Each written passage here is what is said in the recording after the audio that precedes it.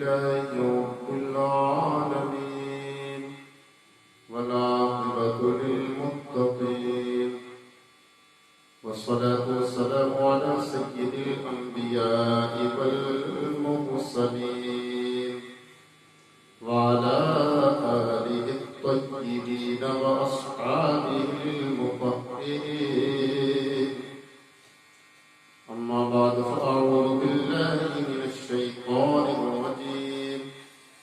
بسم الله الرحمن الرحيم.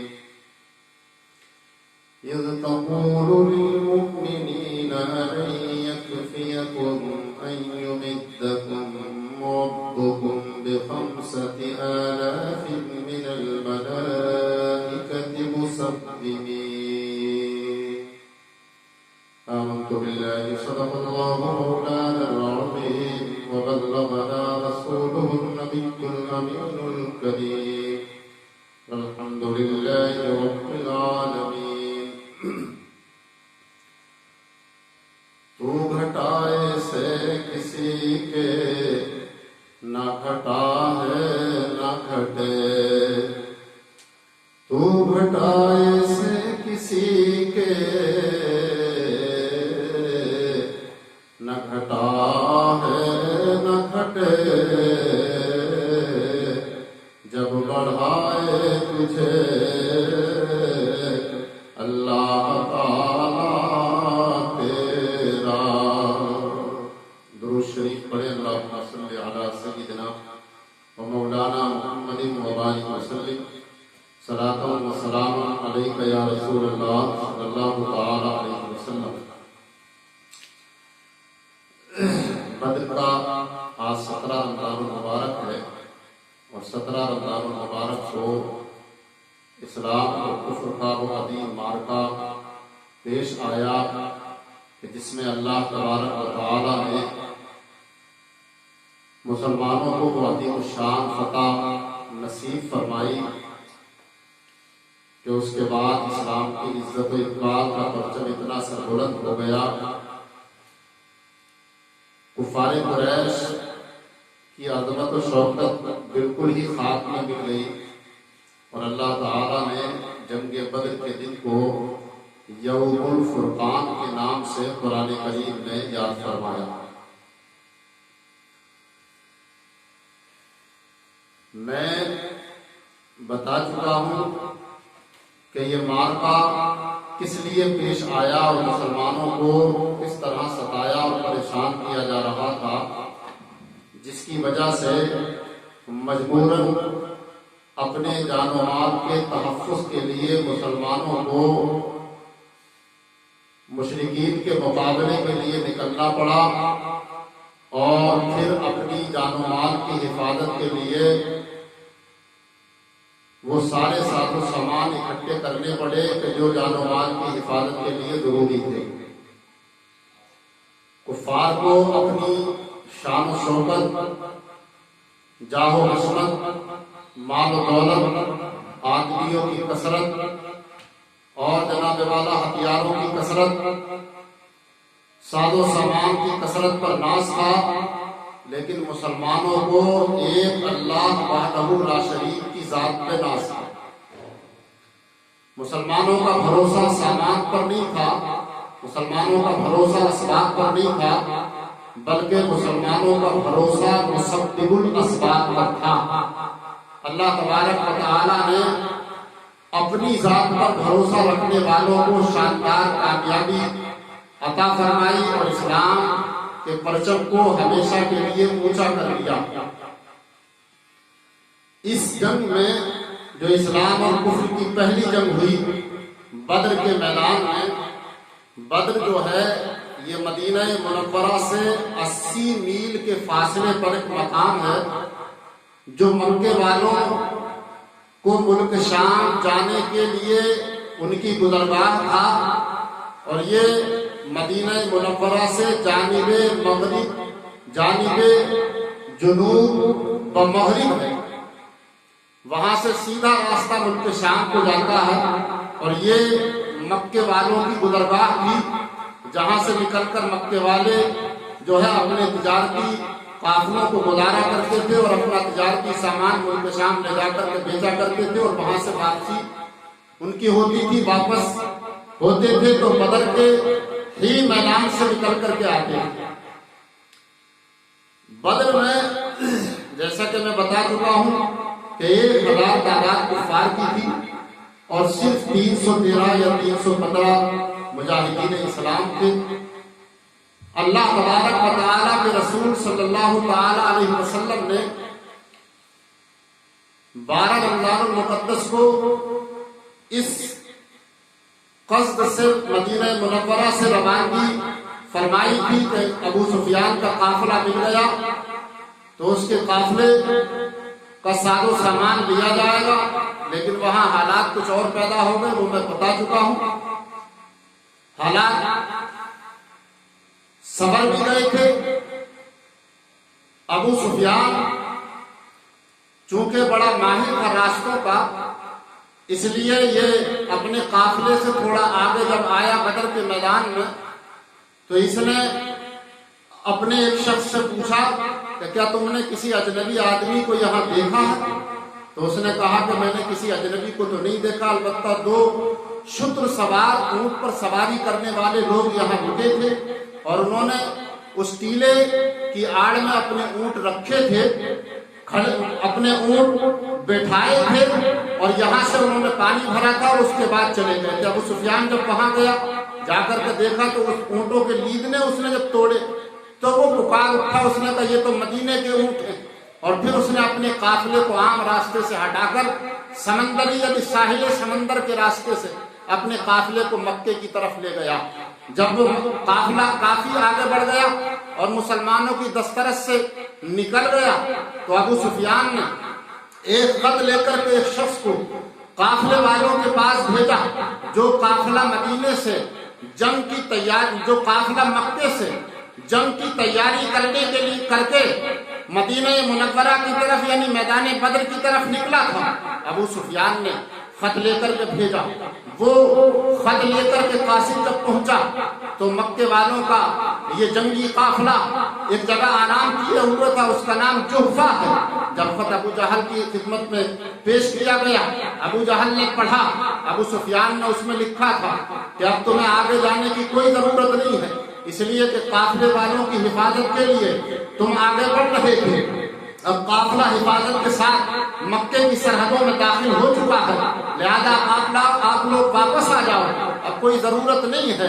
अल्लाह अकबर। लेकिन अबू जहल जो गुरूर और नखुवत का पुतला था, घमंड में भरा हुआ, उसने ये जवाब दिया कि अबू सुफियान ने ठीक है हमें ये मशवरा दिया है, लेकिन हम वापस नहीं जाएंगे, बल्कि हम अपने लश्कर को लेकर के आगे जाएंगे, इस काफिले से आगे कूच करेंगे और हम बदर तक जाएंगे और वहां गाएंगे बजाएंगे।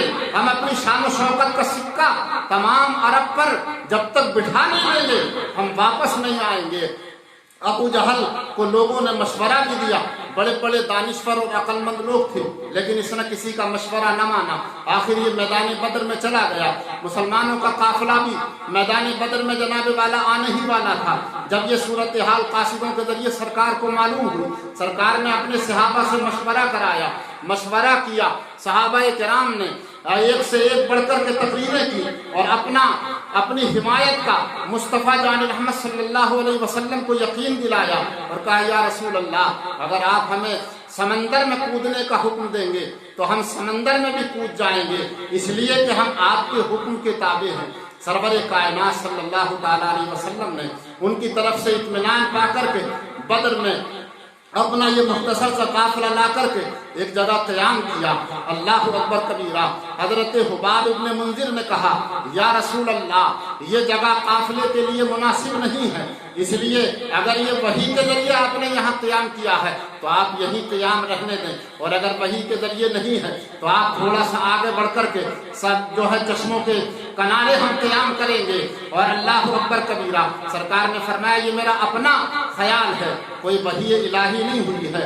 सरकार ने वहाँ काफिले को क़याम कराया और अल्लाहु अकबर रात भर मेरे आका अल्लाह की बारगाह में सजदा रेज रहे, रब की बारगाह में दुआएं करते रहे, ऐ मेरे मालिक व मौला, ये मुख्तसर सी जमात जो तेरे नाम पर मैं इन्हें लाया हूँ, इन्हें फतह अता फरमा दे, इसलिए कि अगर ये लोग शिकस्त खा गए तो क़यामत तक तेरा नाम लेने वाला कोई नहीं होगा। अल्लाह अकबर कबीरा। सहाबा के हौसले बुलंद थे। सरकार 17 रमज़ानुल मुक़द्दस का दिन, 17 रमज़ानुल मुक़द्दस थी, जुमे का दिन था। सरकार अपनी सफ़ों को दुरुस्त फरमा रहे थे। अल्लाह अकबर। छड़ी मुस्तफ़ा जान रहमत के हाथ में थी। उस छड़ी से अल्लाह के हबीब सफ़ों को सीधा कर रहे थे। एक शख्स थे जिनका नाम था हजरत सवाद। हजरत सवाद को अल्लाह के हबीब ने, जब वो जमात से थोड़ी सी आगे निकले हुए थे, अल्लाह के हबीब ने छड़ी से उनके पेट को कूचा लगाया और फरमाया, सवाद इस्तवी या सवाद, ए सवाद जमात के साथ खड़े हो जाओ, आगे पीछे ना हो। हजरत सवाद कहने लगे, या रसूल अल्लाह, आपने मेरे छड़ी मारी है, मैं चाहता हूँ कि आपसे मैं इसका बदला लूँ। अल्लाह के हबीब ने अपना लिबास और पैरहन हटा दिया, फरमाया, लो सवाद, तुम अपना बदला ले लो। हजरत सवाद अल्लाह के हबीब के जिस्म अक़दस को लिपट गए। सरकार ने उनके इस फेल को की तहसीन फरमाई और उस पर फरमाया कि सवाद तुमने ऐसा क्यों किया? कहने लगे, या रसूल अल्लाह, मैंने ऐसा इसलिए किया कि मौत मेरे सर पर है, मैदान में क्या पता कौन बचे कौन जनाब वाला शहीद हो जाए, इसलिए मैंने चाहा कि आखिरी वक्त में मैं आपके जिस्म अक़दस का बोसा ले लूं, क्योंकि मैं समझता हूं कि ये बोसा मेरी जिंदगी की सबसे बड़ी नेमत है। हजरत सवाद रज़ी अल्लाह ताला अन्हु ने ये बता दिया कि दुनिया की सारी कायनात एक तरफ और जिसमें मुस्तफ़ा का बोसा एक तरफ, फिर भी जिसमें मुस्तफ़ा का बोसा उस कायनात पर भारी होता है। हजरत सवाद ने मैदान बद्र में ये बता दिया। सुभान अल्लाह, सुभान अल्लाह। जब जंग शुरू हुई, मुसलमान निहत्ते थे। मैं बता चुका हूँ कि इनके पास साजो सामान बहुत थोड़ा था। मौला ने वांतुम अदिल्ला का लफ्ज़ कहा कि तुम बेसरो सामान थे, लेकिन उन्हें भरोसा था मुस्तफ़ा की ज़बान पर, उन्हें भरोसा था रब के फरमान पर, इसलिए उन्हें किसी साजो सामान की ज़रूरत नहीं थी। मुसलमान जब अपने रब पर भरोसा करता है तो उसे किसी साजो सामान की ज़रूरत नहीं होती, बल्कि रब पर भरोसा ही उसका सबसे बड़ा सामान होता है। अल्लाह अकबर कबीरा। मुसलमानों का जब मुकाबला हुआ तो अल्लाह अकबर कबीरा, मुसलमानों ने वो जौहर दिखाए कि थोड़ी सी देर में जंग का सारा नक्शा बदल गया। बड़े बड़े सरदार मक्का मारे गए, जिनमें अबू जहल था, उतबा था, शैबा था, वलीद था, उमैया इब्ने खलफ था। अल्लाह अकबर। ये बड़े बड़े सरदार मारे गए और उतबा जब मारा गया तो उसके बाद काफिरों ने हथियार डालना शुरू कर दिए। मैदान मुसलमानों के हाथ आ गया। 71 कुफ्फार इसमें जो है कत्ल हुए थे।